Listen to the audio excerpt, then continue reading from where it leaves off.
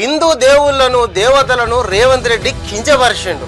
మేము తీవ్రంగా ఖండిస్తున్నాం, పెద్ద నిరసన తెలుపుతాం అని బీజేపీ పార్టీ వాళ్ళు తెగ జించుకుంటారు. ఇంతకు రేవంత్ రెడ్డి ఏమన్నాడు? హిందువులలో ఎన్ని దేవతలు, ఎంతమంది దేవుళ్ళు? 3 కోట్లు ఉందా? ఎందుకున్నాయి? పెళ్లి చేసుకోవడానికి హనుమంతుడు ఉన్నాడు, 2 పెళ్లిళ్ళు చేసుకునేటోళ్ళకి ఇంకొక ఆయన దేవుడు ఉన్నాడు, మందు తాగేటోళ్ళ దేవుడు ఉన్నాడు, ఎల్లమ్మ, పోషమ్మ, మైసమ్మ, కళ్ళు కొయ్యాలి, కోడి కొయ్యాలి అనేటోళ్ళకు, పప్పన్నం తినేటోళ్ళకు కూడా దేవుడు ఉన్నాడు. అవునా?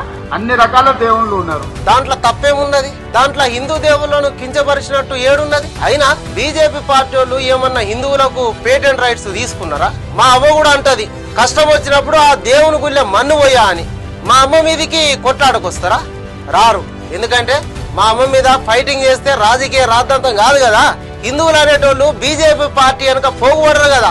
అసలు బీజేపీ పార్టీ వాళ్ళు కరెక్ట్ గా అడగాలనంటే, నిరసన ధర్నాను చేయాలనంటే గా రాంగోపాల్ వర్మ మీదే చేయాలి.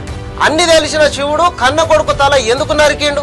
నరికిన శివుడు తన కొడుకు తలే తెచ్చి పెట్టకుండా దారిన పోయే ఏనుగు తల ఎందుకు తెచ్చిపెట్టిండు అని అడిగిండు. అది తాలిబాన్ తీవ్రవాదుల కన్నా ఘోరమైన ముచ్చట అని చెప్పిండు. అది హిందూ దేవులను కించపరిచినట్టు కాదా? ఆ వీడియోలు ఇప్పటికీ ఇంటర్నెట్ లా గిర్రగిర్ర తిరుగుతూనే ఉన్నాయి. మరి దాని మీద ఎందుకు మాట్లాడరు?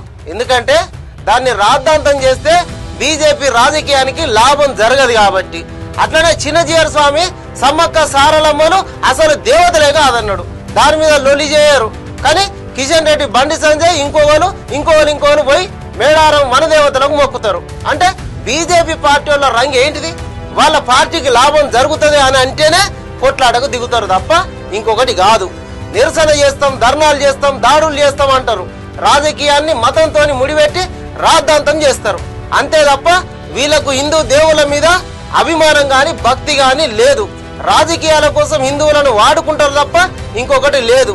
మొన్న రాజమౌళి మీద, ఇప్పుడు రేవంత్ రెడ్డి మీద, మళ్ళోసారి ఇంకోళ్ళ మీద ఫైట్ చేస్తామంటారు తప్ప వర్షాకాలంలో యూరియా తెలంగాణకు ఎందుకు ఇస్తలేరు అని కేంద్రాన్ని అడగరు. బయ్యారం ఉక్కు ఫ్యాక్టరీ గురించి మాట్లాడరు. తెలంగాణకు రావాల్సిన నిధులు తీసుకురారు.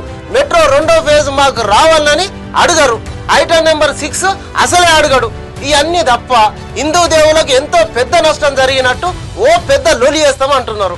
అయినా దేవులకు తెలియదా ఎవరిని శిక్షించాలి, ఎవరిని రక్షించాలని? ఒకవేళ శిక్షించాల్సి వస్తే దేవుళ్లను రాజకీయాల కోసం బాగా వాడుకునే బట్టెబాజిగాలని శిక్షిస్తాడు.